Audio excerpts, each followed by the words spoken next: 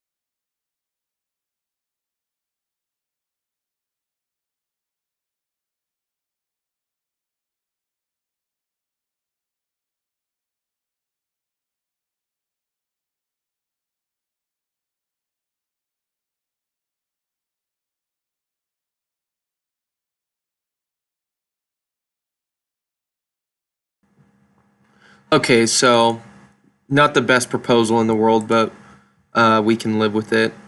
I'm going to go over a technique that I use that speeds up the correction of a bad proposal dramatically.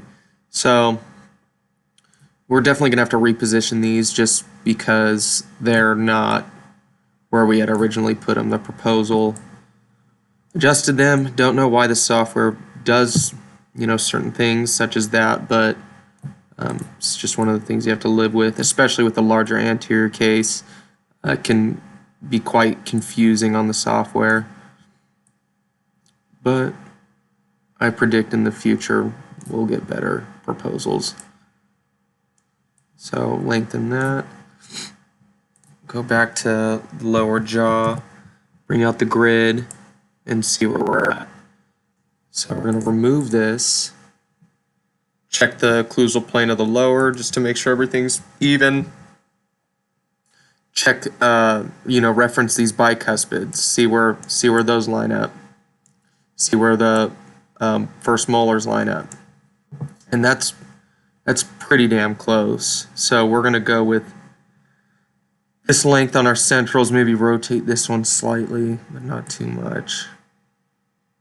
And you can maybe shorten them slightly as well. It's just that one.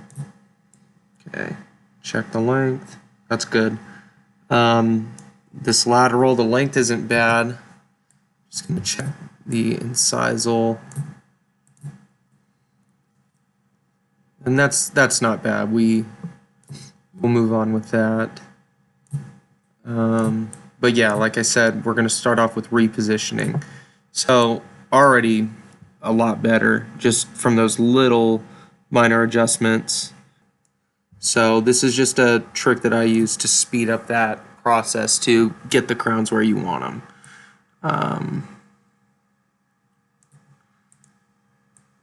That's where we're at.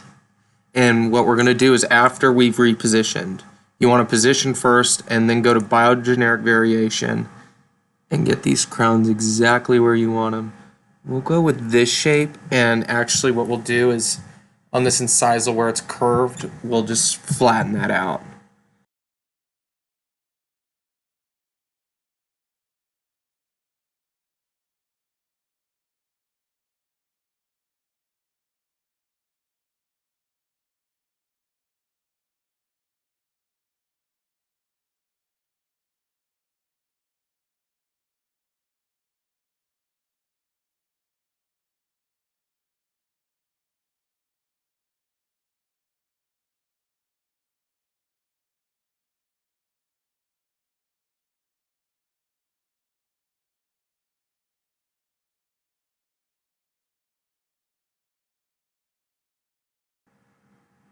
So I am okay with that, and I like how this contour line dives right into this distal incisal edge. I like that. It's nice. It's got a nice aesthetic to it. And then four directional, we're going to bring that over, close up that embrasure just a little bit. And then check this contour line, two directional. And I am okay with that. Just want to, right here on this mesial incisal edge, take the four directional, sharpen that up. Sharpen that up.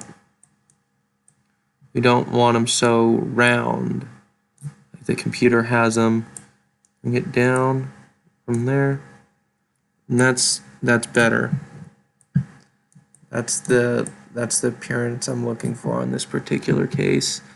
And then these contour lines right here, we're bringing these over.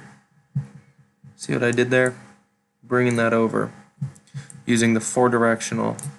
Then go back to two directional and just refine this. Refine it just like that. That's nice. That is nice. Two directional. Bring that up just a little bit. Bring this one up a little bit too. But I am okay with that.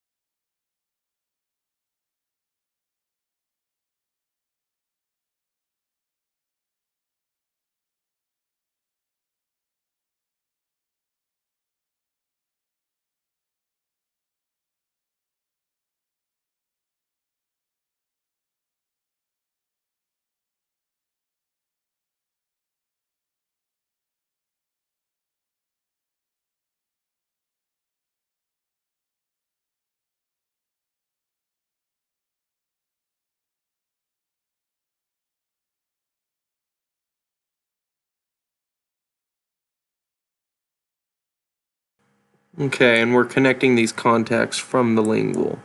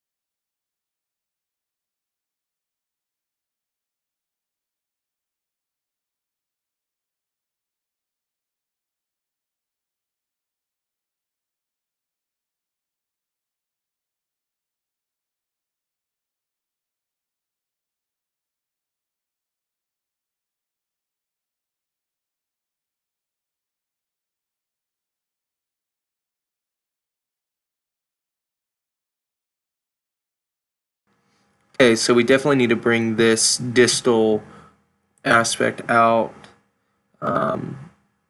We can either rotate it or use the shaping tool. I'm going to try rotating it, and hopefully it doesn't morph the what we already have too much, because I do notice that when you do...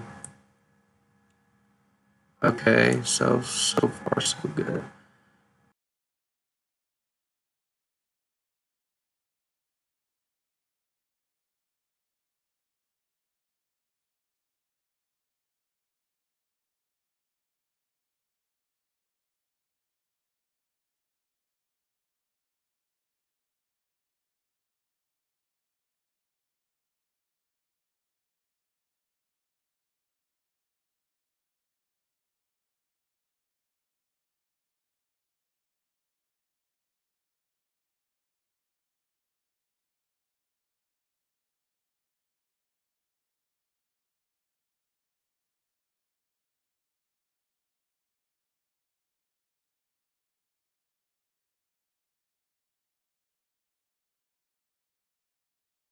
And when you're adjusting these contacts, you want to bring it in from the crown side into the ponic rather than the ponic into the crown.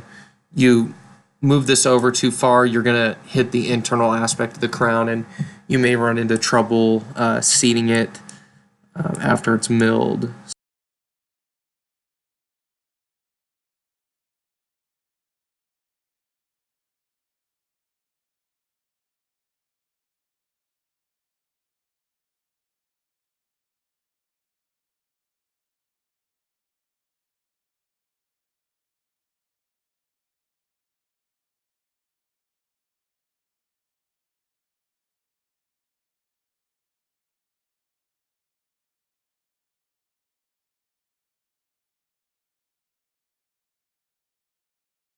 So this is our ugly stepsister right here. We're gonna have to deal with this now, and we'll just get right into it. It's not gonna be easy to make this as aesthetically appealing as this side, but we'll do our best to help her out because she is not looking pretty. Start off with biogeneric variation like we had mentioned earlier, and let's see what this gives us. And from the looks of it, we're going to need to bring it out from here quite a bit. So it's not as bad as I had expected. We can work with this. We'll just dive right into shape and go from here.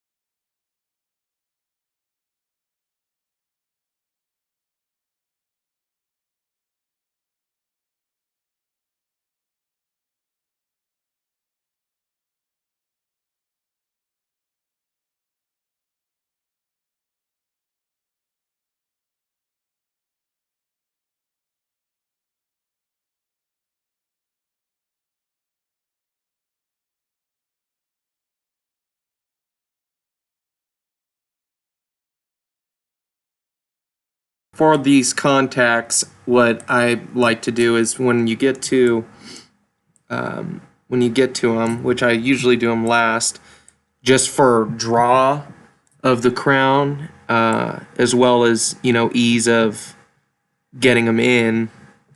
It's best to flatten them out first with the circular or the shape tool individual, and then go in and smooth it on a pretty low strength because you don't want to get too carried away. So you could see already this is kind of concave, so we'll bring it out actually, and then we'll flatten it out on the lateral. So let's bring back the upper jaw, take it out of play, and yeah, you can see that this still needs to be smoothed. But I'm assuming once we get this out, should be somewhat flat. So that's looking pretty flat. We can maybe go back to the central now, flatten that out, and let's take a look at how that is. So that's nice. I'm okay with that. Let's take a look at this angle. And I like the shape of this lateral in comparison to this lateral. The width is good. The incisal shape is okay with me. We've got this taken care of. We've got the contacts on this taken care of. So all we have left to do is get these contacts squared away on tooth number 9, and it's a done deal.